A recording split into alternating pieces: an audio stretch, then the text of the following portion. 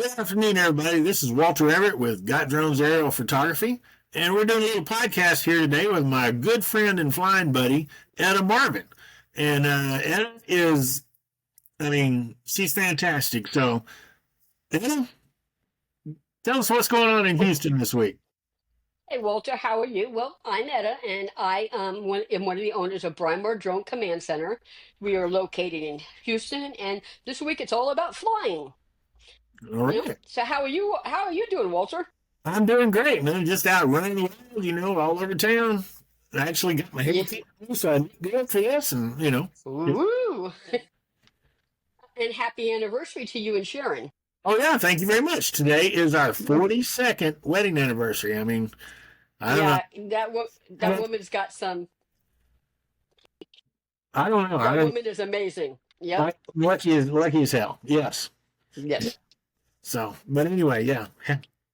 Thank you very much. So, You're welcome. Houston. I know you're running around Houston. You got customers in Houston, but you're also a traveling girl. You get around, don't you? Well, when you say it like that, it doesn't sound so good, Walter. But yes, I get around. Yeah, no, actually, I've been in less than a year, and probably the last 8 months, I've been as far south as Miami Beach and as far north as Salt Lake City. So Wow. we've kind of, or I guess that's really northwest. So we've had a huge travel, area in there, and that's what we do. We travel. We use our business, we use our tools, we use our drones up here, right? Can you see them? And Yeah. we travel the United States, well, not the whole United States, just the 48 contiguous states. And we do drone aerial photography and aerial video. And primarily we do it for construction companies, subcontractors. We really focus our business is highly focused on the construction field because that's where my heart is, that's where my passion is, and that's what I love. All right. I like it. I like it. So, when you're your passion, it almost sounds like you're a construction worker from way back, or you grew up in the field or something like that, maybe. Actually, my dad owned it when I was a kid, owned an electrical and general contracting company. All So right. I'm 60, so I'm not a kid, right? So Yeah. 55 years ago, I was running around on a construction site. I thought it was my playground, I love the scaffolding. I literally hung off that like it was a jungle gym because I thought that was where I played. When they were putting the blocks up to build the walls, Yeah. I'm running up and down the blocks like you. It was different then than it is now. Now there are no kids on the construction site. When I was growing up, my dad's company, we were his kids. That was our playground. So I grew up in that area. Now I'm not a construction person, meaning that even though I wear a hard hat and I wear that funny yellow vest, you don't Mhm. want to put a hammer in my hands, and you definitely don't want to put a saw in my hands. But I still no, I still love construction. I still have a passion about it because construction to me is really the ultimate in what anybody can do. See, what happens is on a construction site, there's nothing. It's ground. Okay, it's just dirt. It's dirt. It's brush, it's trees, it's grass, it's weeds. There's nothing there, but somebody gets in their head a picture of something that they want to build. An architect gets up at 3 o'clock in the morning and says, I just got this building in my head. I got to put it down. So he grabs himself a piece of paper and a pen and he writes it down. Now they put it into the AutoCAD. They do all these things with it, right? It goes to the engineers. The engineers go, yeah, we can do this, sign off on it. Then it goes to a construction company. Yeah. And it goes from somebody's idea, a thought, something that was not there before, to the construction company, which says, okay, here are the plans. Let me put this together. And they take that vision, that thought, that piece of paper, and they make it a reality. And to me, I'm not an artistic person. Okay, you can take a ruler and you can nail it to the ground, and I still cannot draw a straight line. I got not.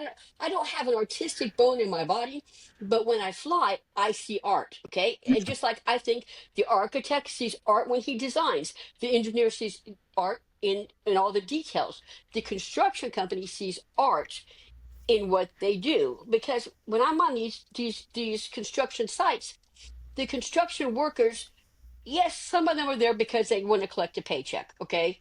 But I would say the majority of the ones that I've spoken to, and I've spoken to a lot from, Miami Beach all the way to Salt Lake City and a Mhm. lot of places in between. And to them, construction isn't just a job, it's a life. It is their life. The construction life is what it really is. And so for them, a lot of them, it's also an artistic outlet. They might not think of it like that, but it truly is an artistic outlet for them. So I don't know what your question was, but that's my answer. Well, okay, well that sounds pretty good, but it is really cool to see a building going up from the grass to It the is. digging the ditches and cutting in the driveways and the foundations and the framing and Hmm.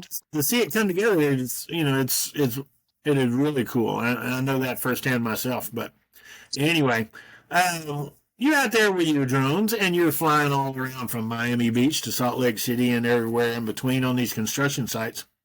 What exactly do you take pictures of? I mean, when you're out there, I know you're in your hard hat and your safety vest and your steel toe boots and you're safe and everything, but what are you really doing? Well, I'm out there actually doing several things. Okay, number one is I'm taking progression photos and progression videos. Why that's important is because most construction companies are not owned by just a single individual. Okay. And even those that are, they have people that they answer to. They have whoever they won the bid for to build that site. They have developers, they have engineers, they have a whole slew of people to answer to. Okay. So the construction progressions allow them to show what is going on the site on this day and on Mhm. this day and on this day and on this day without having a slew of people having to come to the site.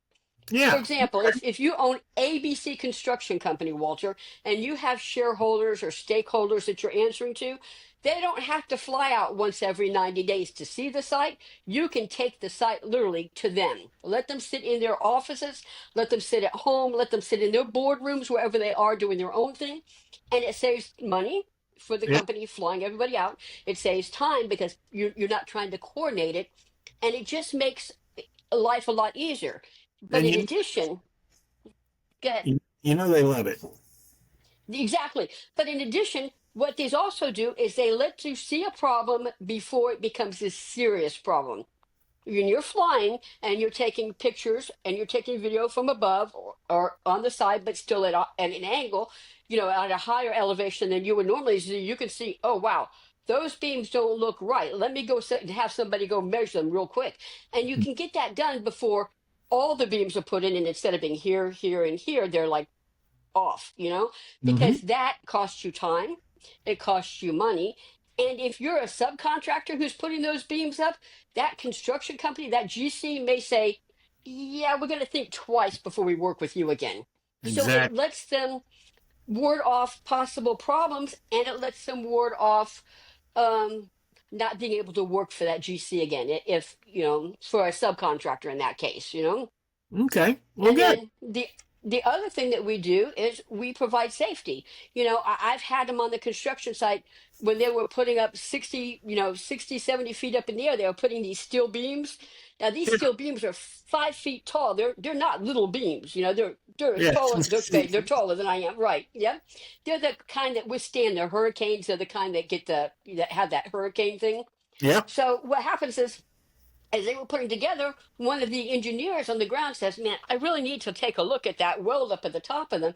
And he's like, "There's nothing, there's no way to walk. There's just the beams up there. You have no metal flooring, nothing's gone up there." And he's not a person that normally would climb. He is an engineer. Engineers technically are ground people, right? And Hmm. he knows, I really need to see that. I don't know how to do it. So they're trying to figure out, well, we'll take a bucket truck and put you up, but we can't really get you close because the beams are close, and he's struggling. I'm like, okay, what do you need to see? I just need to check two bolts. Okay, great. That's what my drone is for. Let me fly it up. Let's look at this. And you check the two bolts.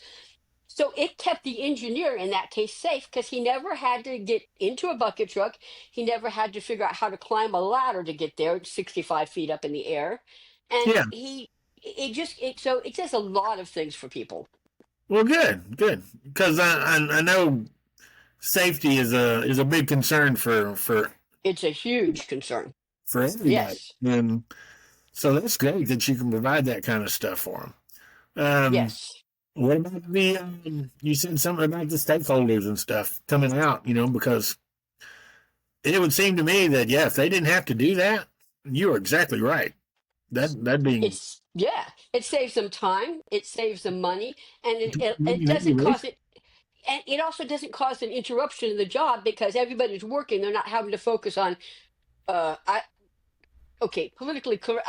I'm not a really political correct person, but entertaining the stakeholders while they're on site. They yeah, don't have to worry exactly. about the safety of the stakeholders while they're on site because most of these stakeholders, frankly, aren't construction people. They're Yeah, people who invested in the construction company, or people who invested in that development, or people who invested in whatever. They're not technically construction people. exactly. So their safety thoughts are not the same as yours from being on a construction site daily. Exactly. Because I'm sure you've had some safety training too. I mean, you just didn't slap No, on that and walk on a job site. I So, did. well, I wouldn't, No, come on. you No, probably actually, got all kinds of certifications. I have my OSHA 10. I have my Okay. OSHA 30. I have Yeah. my MSHA 40, Part 48, which is so I can work in or above a mine. Woohoo! Yeah, Yeah.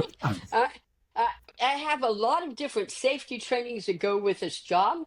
I have the mapping course, of course, but Hmm. I do have a lot of the safety stuff. And the big one is you really have to have, everybody has to have the OSHA 10. All right. Yes. You don't need the OSHA 30, but the OSHA 10 is going to talk to you about watching out for that ditch, watching out for those ladders, watching what's going on overhead, watching the way that the cranes are moving or the heavy equipment is moving. So at the very minimum, if you're going to be on the site, you've got to have the OSHA 10. You don't need the MSHA Part 48 unless you're planning on working in or above a mine. You really Mhm. don't need to go get that 30, but you absolutely do need the OSHA 10. Yep. I agree. Totally. Totally. All right. Well, what's your next big project? What's coming up for BriMar Drone Command? Well, we have a lot coming up. We've got more Utah jobs coming up, and those Utah jobs might actually be in Nevada. They might be in Colorado. They might, but it's our Utah company. And then for one of my guys, with one of my VIP clients, actually my one of my favorite VIP clients, to be honest with you, we're going to be going to Dallas. So it's like my closest to home for him. Because he usually Yeah. sends me to Miami or Georgia or Mississippi or someplace like that. But we're going to be going to Dallas and shooting a Top Golf for him Oh, while they're well, building it. It's going to be very cool, actually. all right. Well, good. Good. Good. Good. Sounds like you got a lot of great stuff going on, and it's been great talking with you this afternoon. I appreciate you spending a little time with me, and thank you very much for hanging out. Walter, I would always spend time with you, and All right. thank you very much for this. It's been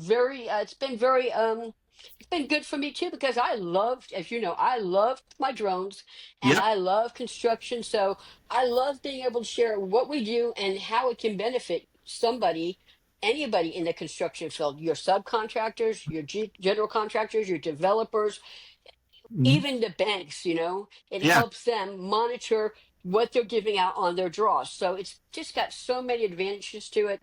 And it's Yeah. an amazing field, and you get to work with the best people out there, some of the most creative, but the hardest working people out there. Yeah. Construction is amazing, and the people that work in construction, the people that own the subcontracting companies, the general contracting companies, your developers, your bankers, they are all amazing, and kudos to them.